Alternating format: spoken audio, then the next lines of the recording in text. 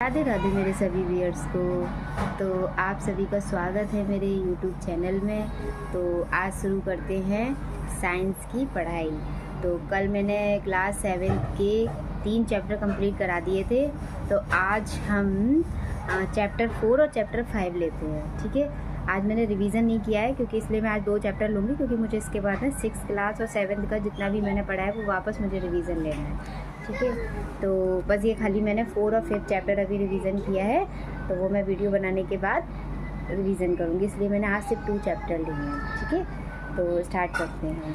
ठीक है, किस तापमापी से उबलते हुए पानी का ताप नहीं मापा जा सकता? किस तापमापी से, किसका उबलते हुए पानी का ताप नहीं मापा जा सकता? तो वो है आपका डॉक्टरी थर्मोमीटर। क्या है? डॉक्टरी थर्मोमीटर से। ठीक है, अच्छा, बिना किसी माध्यम द्वारा ऊष्मा स्थानांतरण के प्रक्रम को क्या कहते हैं? तो विकिरण कहते हैं इसको। ठीक है ना, क्या कहते हैं? विकिरण। बिना किसी माध्यम द्वारा ऊष्मा स्थानांतरण के प्रक्रम को विकिरण कहते हैं। स्टील की एक ठंडी चम्मच गर्म दूध के प्याले में रखी गई है। स्टील की एक ठंडी चम्मच गर्म दूध के प्याले में रखी गई है। यह अपने दूसरे सिरे तक ऊष्मा का स्थानांतरण किस प्रक्रम द्वारा करेगी? तो चालन द्वारा करेगी। किसके द्वारा करेगी? चालन द्वारा। ठीक है, हाँ। गर्मियों में हल्के रंग के कपड़े पहनना पसंद क्यों किया जाता है? क्योंकि समुद्र जो समीर रात को बहती है। ठीक है ना, क्यों? समुद्र समीर जो है ना वो रात को बहती है, इसीलिए। 30 डिग्री सेंटीग्रेड के 1 लीटर जल को 50 डिग्री सेंटीग्रेड के 1 लीटर जल के साथ मिलाया गया। मिश्रण का ताप क्या होगा?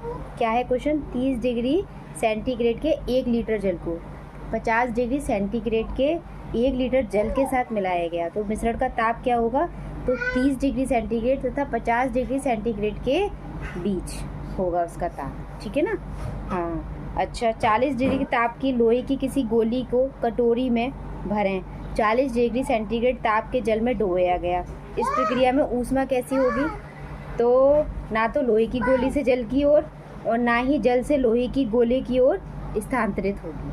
ठीक है ना, ये है। तो अब नेक्स्ट क्वेश्चन है, लकड़ी की एक चम्मच को आइसक्रीम के प्याले में डुबोया गया है, तो इसका दूसरा सिरा क्या होगा? मतलब कैसा होगा? तो ठंडा नहीं होगा। ठीक है ना, ठंडा नहीं होगा। स्टेनलेस इस्पात की कढ़ाई में प्राय तावे की तली लगाई जाती है, तो इसका कारण हो सकता है स्टेनलेस इस्पात की अपेक्षा तावा ऊष्मा का अच्छा चालक है। मतलब जो स्टेनलेस इस्पात की कढ़ाई में प्राय तावे की तली लगाई जाती है, तावे की तली। ठीक है ना, तो इसका क्या कारण हो सकता है? तो इसका कारण है स्टेनलेस इस्पात की अपेक्षा तावा जो है ना ऊष्मा का अच्छा चालक है। अच्छा, मानव शरीर का तापमान सामान्य ताप क्या होता है? 37 डिग्री सेंटीग्रेड। अच्छा, तो डॉक्टरी थर्मामीटर का परिसर क्या होता है? तो 35 डिग्री सेंटीग्रेड से 42 डिग्री सेंटीग्रेड होता है डॉक्टरी थर्मोमीटर का परिसर। 35 डिग्री सेंटीग्रेड से 42 डिग्री सेंटीग्रेड होता है। ठीक है ना। अच्छा, किस विधि द्वारा ऊष्मा का स्थानांतरण हो सकता है? तो चालन विधि द्वारा, विकिरण विधि द्वारा, संवहन विधि द्वारा। ठीक है ना, ऊष्मा का स्थानांतरण हो सकता है। अच्छा, प्रयोगशाला तापमापी की सीमा क्या होती है? तो ये होती है 10 डिग्री सेंटीग्रेड से 110 डिग्री सेंटीग्रेड। ठीक है ना, किसकी? प्रयोगशाला तापमापी की सीमा क्या होती है? कितनी होती है? तो वो होती है 10 degree centigrade to 110 degree centigrade. तो ये होता है हमारा 4th चैप्टर ख़त्म। इसका नाम था हीट। अब हमारा जो चैप्टर 5 है उसका नाम है एसिड, बेसेस एंड सॉल्ट्स। ठीक है, अच्छा, कुछ बातें बताई गई हैं। मतलब एक क्वेश्चन है, निम्नलिखित व्यक्तियों में कौन सा सही है? तो इसमें हमारा जो सही है मैं वो आपको पढ़ के बता दे रही हूँ। अम्ल और क्षारक में रंग परिवर्तन सूचक के प्रकार पर निर्भर करता है। अम्ल और क्षारक में रंग जो है ना वो परिवर्तन सूचक के प्रकार पर निर्भर करता है। ये कथन सही है। अच्छा, नीले लिटमस पत्र को एक विलयन में डुबोया गया। किसको? नीले लिटमस पत्र को एक विलयन में डुबोया गया। यह नीला ही रहता है। विलयन की प्रकृति क्या है? तो विलयन की प्रकृति ना तो क्षारीय है, या तो क्षारीय है या उदासीन है। ठीक है ना, या तो क्षारीय है या उदासीन है। ठीक है, अच्छा, इसमें भी ये फिर एक क्वेश्चन आ गया है, कौन सा सही है?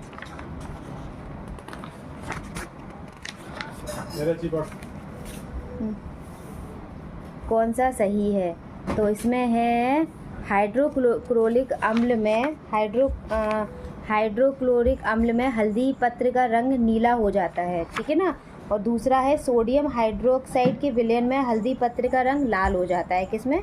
सोडियम हाइड्रोक्साइड के विलयन में हल्दी पत्र का रंग लाल हो जाता है।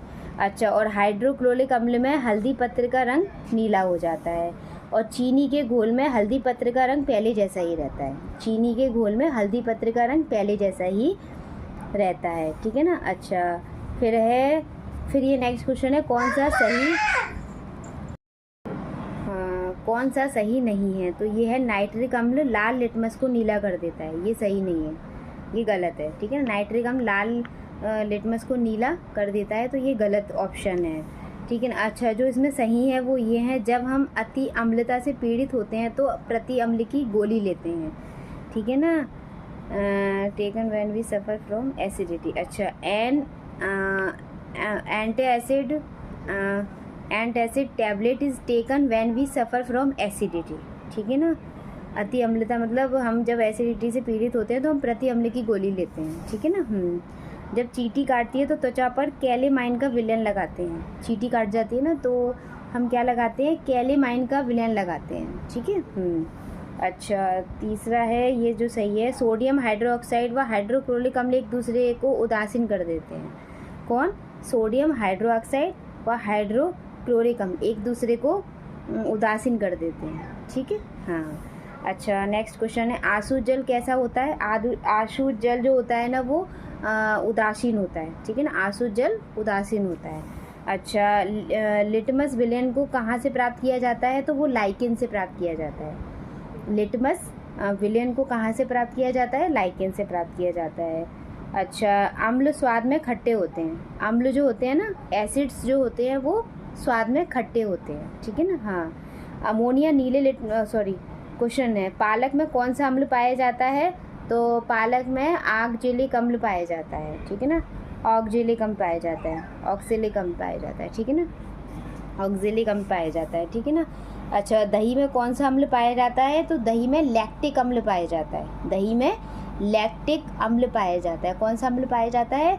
लैक्टिक अम्ल पाया जाता है दही में, ठीक है ना। हाँ, इमली, अंगूर व कच्चे आम में कौन सा अम्ल पाया जाता है?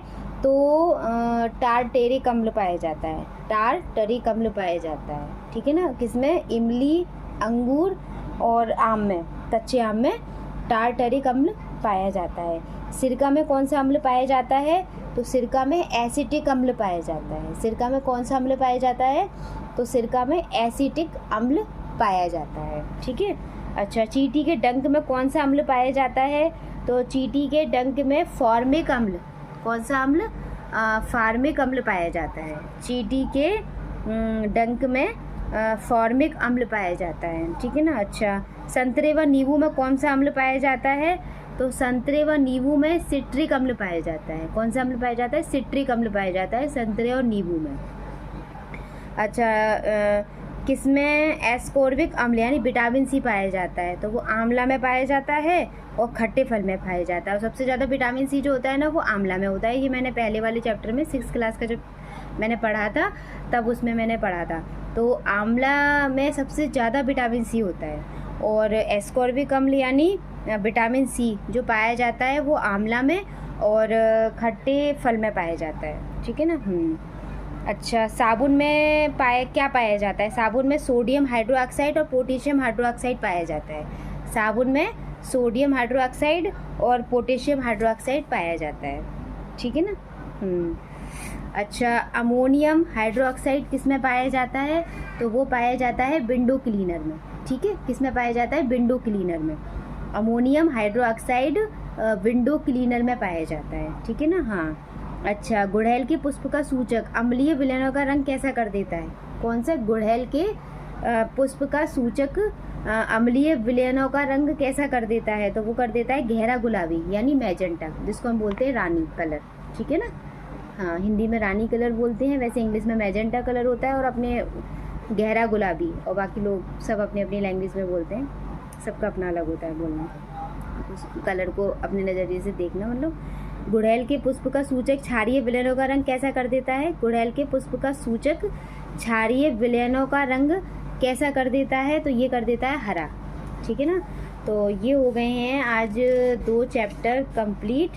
तो आज मैं खाली 2 ही कराऊंगी क्योंकि थोड़े थोड़े बड़े हैं ना चैप्टर, और मुझे पहले का रिवीजन भी करना है क्योंकि आगे का पढ़ने से कोई फ़ायदा नहीं है जब तक पीछे का रिवीजन ना किया जाए। तो इसीलिए ना मैं इसको साथ ही साथ लेके चल रही हूँ, क्योंकि एग्ज़ाम में ज़्यादा टाइम नहीं है, तो इसको साथ ही साथ रिवीजन करते चलें तो बेटर रहेगा और पक्का भी होता जाएगा। तो इसलिए मैं 2 चैप्टर ज़रूरत होगी तो मैं कल से थोड़ा जल्दी वीडियो लेकर आऊँगी। आज थोड़ा लेट हो गया, मतलब ज़्यादा चैप्टर लूँगी ना, इसीलिए कल मैं थोड़ा जल्दी वीडियो करूँगी। जैसे मेरे हस्बैंड आएंगे तो मैं 2-3 चैप्टर साथ में ले लूँगी क्योंकि आगे के चैप्टर थोड़े से छोटे हैं इसमें। तो ये भी चैप्टर 7 जल्दी कंप्लीट हो जाएगा, है ना। तो प्लीज़ बताइएगा कैसा लगा मेरा वीडियो, कमेंट करिएगा। अगर कोई गलती हो गई हो तो सॉरी है, माफ़ी है। और प्लीज़ अच्छा लगा हो तो कमेंट करिएगा, और प्लीज़ प्लीज़ प्लीज़ मेरे चैनल को ज़्यादा से ज़्यादा सब्सक्राइब करिए और मेरी वीडियोस को लाइक करिए। और ठीक है, तो मिलते हैं नेक्स्ट व्लॉग में। जय श्री कृष्ण, राधे राधे। हंसते रहिए, मुस्कुराते रहिए, खुश रहिए। Bye bye.